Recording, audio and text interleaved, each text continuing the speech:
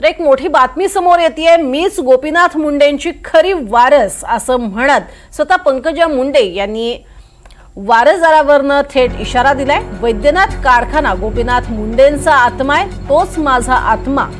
वारस हक्कावरनं सुरू असलेल्या चर्चेला उत्तर देताना पंकजा मुंडेंनी हे भाष्य केलंय। कारखाने गंजले, पार्टी गंजून गेली ते कोणी बघेना, नाव न घेता राजकीय विरोधकांवरही टीका असं म्हणत मीच गोपीनाथ मुंडेंची खरी वारस आहे असा इशारा पंकजा मुंडेंनी दिलाय। वैद्यनाथ कारखाना हा गोपीनाथ मुंडेंचा आत्मा आहे आणि तोच माझा आत्मा आहे, कारण मी गोपीनाथ मुंडेंची वारस आहे असं पंकजा मुंडेंनी ठणकावून सांगितलंय। गोपीनाथ मुंडे यांनी स्थापन केलेल्या कारखान्यावरनं आणि त्यांच्या राजकीय वारशावरनं पंकजा मुंडे यांनी आपली भूमिका आता ठामपणे मांडली आहे।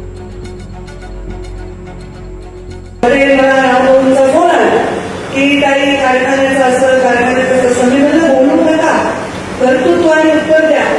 गंजून गेले कोकणाचे कारखाने, कुलूप सुद्धा लावून गेले गंजून, तिथं पार्टी गंजून गेली, ते कोणी बघायला आणि मी म्हणे गोपीनाथ मुंडेचा आत्मा वेगळा आहे आणि चिल्लर पोळ लिहितात मी गोपीनाथ मुंडेचा आत्मा माझा आहे, त्यांनी गोपीनाथ मुंडेचा वारस आहे। तो आत्मा जर तुमचा जीव वाचवण्यासाठी निघाला तर ते विकेल, पण मी ते निघणार नाही। आणि या संदर्भात अधिक बोलणार आहोत राहुल कुलकर्णी यांच्याशी। राहुल, अखेर वारस कोण या प्रश्नाचं उत्तर स्वतः पंकजा मुंडे यांनी दिलेलं आहे आणि भुजबळांना आणि इतर राजकीय विरोधकांना एक प्रकारे उत्तर दिलंय। त्याची गरज त्यांच्या दृष्टीने आवश्यक झाली होती, कारण ती चर्चा महाराष्ट्रात सुरू झाली, त्याच्यावरती पंकजा मुंडे सोडून बाकी सगळे लोक बोलले होते। माझ्या मते धनंजय मुंडे यांनी पण काही वक्तव्य केलेलं नाहीये। हे कुठून सुरू झालं?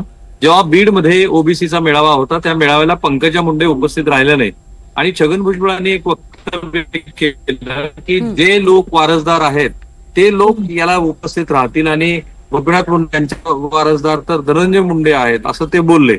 आता खरं तर छगन भुजबळ यांनी ते वक्तव्य करण्याची आणि त्या ठिकाणी येऊन करण्याची गरज होती काय ह्याची एक वेगळी स्वतंत्रपणे चर्चा होऊ शकते, पण चर्चा ही सुरू झाली की गोपीनाथ मुंडे यांची वारसदार कोण, आणि मग त्यातनं पंकजा मुंडे यांच्याबद्दलच अनेक प्रश्न विचारले जात होते। धनंजय मुंडे हेच खरेच वारसदार आहेत, खरं तर बायोलॉजिकल वारसदार त्याच आहेत।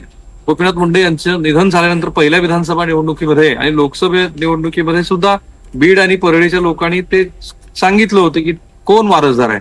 पण त्यानंतर धनंजय मुंडे यांचा जो पॉलिटिकल राईज झाला, त्या आधी विरोधी पक्षनेते बनले विधान परिषदेचे, नंतर ते सत्तेमध्येही आले आणि सत्तेमध्ये आमदार पाठोपाठ मंत्री झाले, त्यामुळं तिथं पुन्हा ती चर्चा सुरू झालेली होती आणि त्या चर्चेला खरी थांबली होती कारण दोघं बहीण भाऊ एकत्रित आल्यानंतर, पण छगन भुजबळांनी त्या चर्चेला तोंड फोडलं आणि त्याच्यानंतर पुन्हा ती चर्चा सुरू झाली। कारण आपल्याला माहिती आहे की वंजारी समाज जो आहे तो संख्येनं मोठ्या आहे, जवळपास 288 पैकी 55 विधानसभा मतदारसंघामध्ये त्याचं प्राबल्य आहे। एक चर्चा अशीही झाली की जर धनंजय मुंडे हे वारसदार असतील किंवा पंकजा मुंडे नसतील तर मग विधानसभा निवडणुकीमध्ये भारतीय जनता पार्टीनं अनेक ठिकाणी जे प्रचारासाठी पंकजा मुंडे यांना पाठवलं ते कशासाठी पाठवलं वगैरे, आणि म्हणून त्या चर्चेला त्यांनी उत्तर देणं अपेक्षित होतं। त्याप्रमाणे काल परळीमध्ये दिवाळी स्नेह मेळावा जो होता आणि बदामराव पंडित यांचा जो पक्षप्रवेश होता त्या निमित्ताने त्या बोलत्या झाल्या। त्यांनी आपल्या बाजूने ते सांगितलं की मीच गोपीनाथ मुंडे यांची वारसदार आहे आणि अर्थात मग त्याच्यानंतर ह्या चर्चेला त्यांच्या बाजूने तरी पूर्ण विराम झालेला असला तरी ही चर्चा पुढेही होत राहील, कारण त्याच्यात दोघा बहीण भावाच्या बरोबरच ओबीसी समाजातलं आणि त्यातल्या त्यात वंजारी समाजाचं नेतृत्व